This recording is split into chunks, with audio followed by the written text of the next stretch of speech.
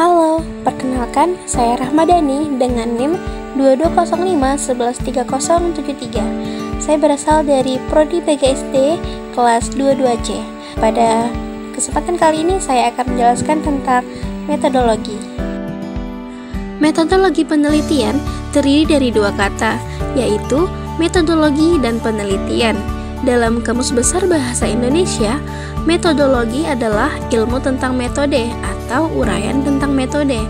Sedangkan penelitian dalam Kamus Besar Bahasa Indonesia memiliki arti adalah kegiatan pengumpulan, pengolahan, analisis, dan penyajian data yang dilakukan secara sistematis dan objektif untuk memecahkan suatu persoalan atau menguji suatu hipotesis untuk mengembangkan prinsip-prinsip umum.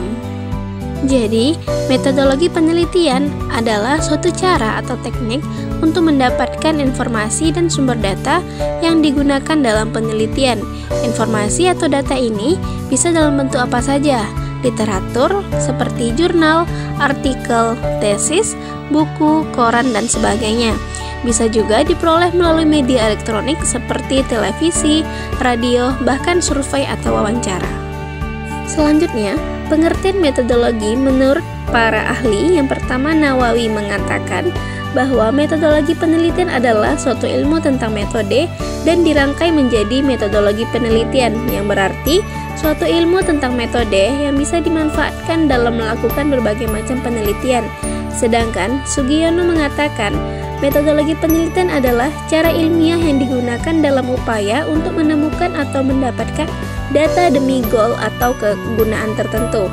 Sedangkan menurut Muhyiddin Sirat, metodologi penelitian adalah suatu cara atau langkah untuk menentukan dan memilih suatu topik permasalahan yang ditujukan untuk dijadikan penentu guna membuat judul penelitian.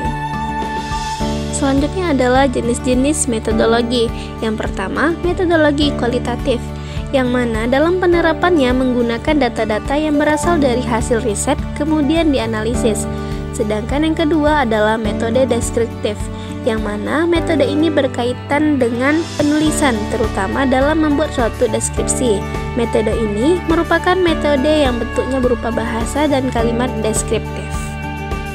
Metode selanjutnya adalah metode kuantitatif, yang mana metode ini diambil dari sampel yang bersifat matematis. Metode ini identik dengan hitung-menghitung dan berkaitan dengan angka. Sedangkan metode eksperimental adalah metode yang berasal dari suatu eksperimen. Dalam menggunakan metode ini perlu juga melakukan observasi data terlebih dahulu. Selanjutnya adalah metode fenomenologi dan survei. Pada metode survei, jenis metodologi yang dilakukan adalah untuk mengetahui dan menganalisis suatu perilaku pada subjeknya. Data dari metode ini berupa wawancara atau kuesioner, sehingga data yang dihasilkan lebih sering berupa angka. Metode ini juga sering dibilang kalau datanya bersifat kuantitatif. Selanjutnya ada metode grounded, yaitu metodologi penelitian yang sering digunakan untuk melakukan penelitian atau riset pada bidang sosiologi. Sedangkan etnografi adalah metodologi penelitian yang sering digunakan untuk penelitian yang berkaitan dengan perilaku atau tindakan sosial seseorang. Selanjutnya adalah tujuan metodologi penelitian. Yang pertama, secara umum, bertujuan untuk melakukan pengembangan terhadap pengetahuan yang sudah ada sebelumnya. Selanjutnya, untuk mendapatkan pengetahuan serta penemuan yang baru atau belum ada yang pernah meneliti pada topik penelitian yang sama. Yang ketiga, membuktikan sekaligus menguji sumber data yang digunakan. Lalu yang terakhir, untuk mendapatkan penelitian dengan landasan teori yang sesuai. Sedangkan secara praktis, tujuan metodologi adalah memudahkan peneliti dalam menyelesaikan penelitiannya, lalu memberikan dukungan kepada pembaca atau orang banyak dalam mengatasi permasalahan yang sering terjadi. Yang terakhir, memajukan ilmu pengetahuan dan teknologi.